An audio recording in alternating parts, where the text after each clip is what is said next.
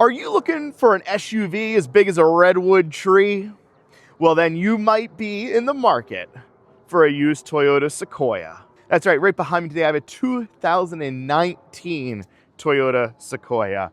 Toyotas by far do the best in these buy or bust reviews. They're almost always a buy, and this shares a lot of the same components as the Toyota Tundra that we recently reviewed, which I kind of raved about. Today, we're going to find out if this holds up. We're going to see if you should buy one with 150,000 miles on it. We're going to take a walk around. We're going to talk about the common problems you got to look out for if you're buying a used one. And then we are going to decide if it's a buy or a bust. Starting up front on our Toyota Sequoia, and the styling on these is going to be up to you. I actually do think that these are not the best looking SUVs. They've grown on me a little bit over the years, but I think some of the other manufacturers make better looking SUVs style wise.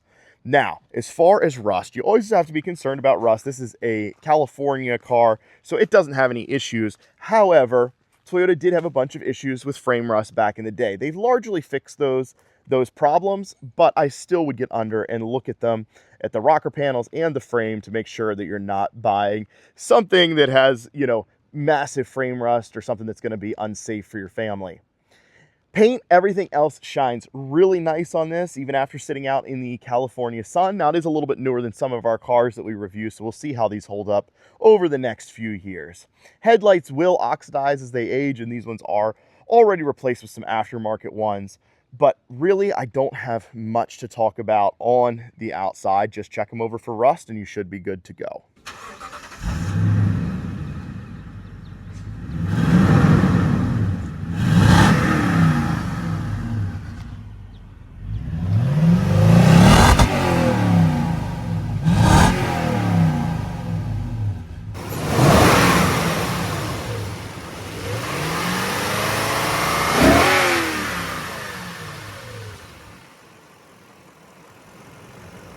Under the hood of our Sequoia, we have the legendary, and I always have to give these engines a proper introduction, the legendary iForce 5.7 liter V8 that makes 381 horsepower and 401 pound-feet of torque.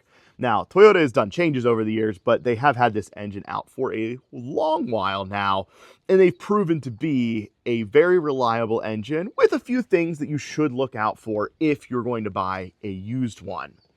Number one problem that I see is issues with the cooling system. Number one is coolant valley leaks. That's in the valley of the engine down there. Very popular spot for there to be a coolant leak. It's probably the number one complaint that I see on these engines.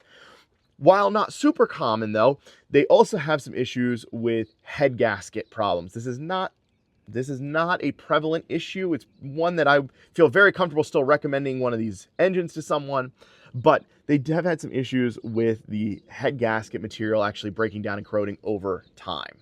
Some people say it's because they use a steel plate in between aluminum parts of the engine. Some people say it is the coolant itself. Definitely want to keep the coolant flushed. It will help avoid any of those issues. Now, if you're looking at a used one of these, the engine should sound really quiet. This one here has a little bit of a noise, and this is a common problem on these, that it's not a huge deal, so you want to be able to discern what you're listening to.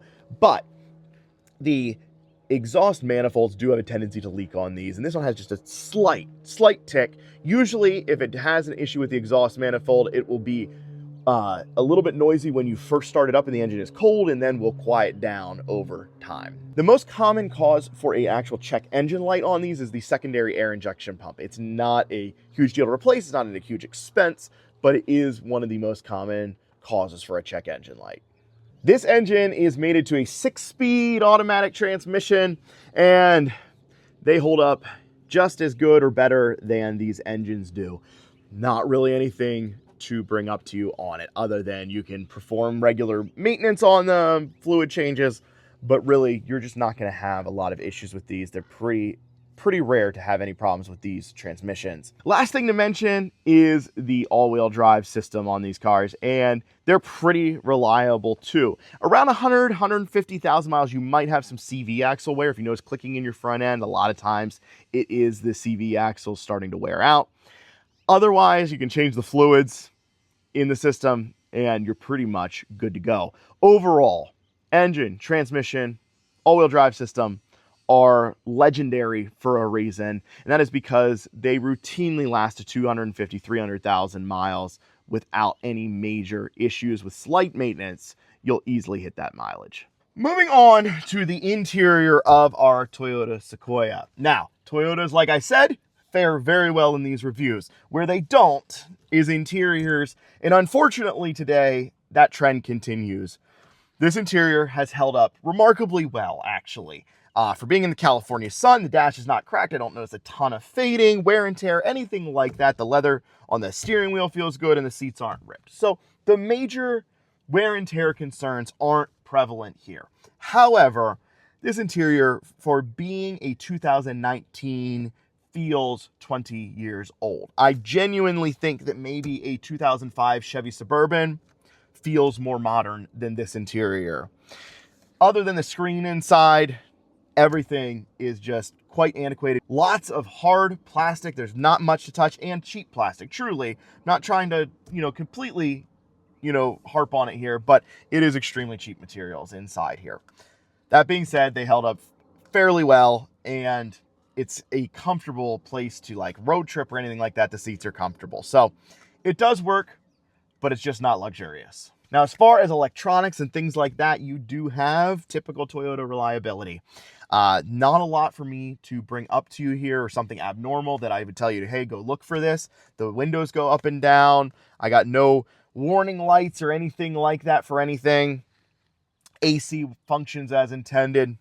You're pretty much going to be good to go for the long haul, electronics wise, on these cars. In the back row of our Sequoia here, now this is where it should really shine because of it being a Sequoia, the largest of the trees they named it after. So you should be able to haul the family with ease back here, and that is absolutely the case. The door is massive. However, I will say, you actually want to watch out. If you have young kids, they are going to hit the car next to them. Without a doubt, you're going to door ding some people unless you have really responsible kids and adults opening this door, because it is just huge. That being said, look at the amount of legroom I have. It's insane. Headroom is good. I'm 5'9". I have this front seat where I would sit. And not just that, these seats slide, so you can move up a little bit, way up actually, and they recline. So lots of comfort features there.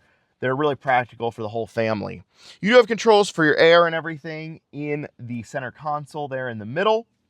Otherwise, it's kind of a standard SUV, but the second row really does shine and is a really comfortable place to road trip. Getting into the third row is actually super easy. Just pull up on that lever, it slides forward with ease, and then you can weasel your way back here. And even with the seats in the far back position, I actually still have enough room, but those seats can go up another foot. So third row is not going to have any issues with leg room at all. The only thing I would say is the seat is very small feeling, but it is much more comfortable than like an old Tahoe or even some of the Suburbans that are almost unusable, but easy place to get into. Even for adults back here, it's not too bad. And the other important note is in this configuration, you got a bench seat up here, and this back here can seat 3. Not super comfortably with 3 across the back, but you can take 8 people in this. Now, like I said, you can take 8 people in here. However, you're not going to be taking 8 people and their luggage, because this is the amount of space you have. It is basically 1.5 feet to the back of the seat. You could put 1, maybe 2 suitcases back here and a backpack, and you are out of space. If you're taking a bunch of people, you're gonna have to get a roof rack or something like that. Most people will drive these with these rear seats down, and then you have plenty of space. Last thing, while we're back here, let's just talk about towing capacity quick, because you can see the hitch down there. These will tow in the correct configuration up to 7,400 pounds, and this vehicle is actually used as a tow vehicle primarily for a boat. Out on the road in our beautiful Sequoia. Just like the trees it's named after, it should be mighty, regal, and breathtaking. I don't know that that's really true, but that's what they're named after. Now, we are going around some corners right off the bat here. I didn't really plan on that, but we are going around some corners, and the steering feels light, but fine. But I am surprised that it is not a heavy steering feel at all, but doesn't feel bad. Going down a big hill, the brakes felt pretty decent as well, not too bad. And one of the things I noticed is while we're talking about turning and things is that the turning radius on these is great. Noticed it when I backed it out of the spot that it was in, that it for a large SUV, you're not gonna have a bunch of issues parking it. All right, we got a clear stretch of road, so we're gonna get on it.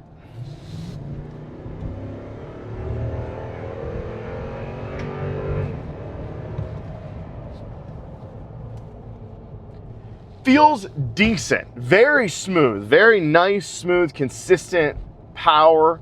Not powerful, but it is very consistent. The transmission shifted like butter, like really, really well. And I don't think you're gonna be like hurting for power, but it wouldn't be what I call like fast or anything like that. You're not drag racing with this bad boy. Now, as far as fuel economy, it's the big old V8, so in a big old SUV, so it's not gonna be great. These are rated at like 14 and 17. Real world, it's probably less than that. They average in the city somewhere around 10, 12 miles to the gallon, something like that. So you're not gonna be skipping out on any of the high fuel prices these days. You're gonna be impacted for sure if you buy one of these. We have gone over some bumps and some like drainage ditch type stuff here as we're driving around, and it soaks up the bumps actually really well. I'm impressed with that. And no clunks, nothing. Steering is tight. I will say, as far as suspension problems, these don't have anything that any other car doesn't have. Yes, at 150,000 miles, you're gonna be replacing some of the suspension. There's gonna be struts and ball joints and things like that you're going to have to take care of, but that is any car, and these probably wear even better than most.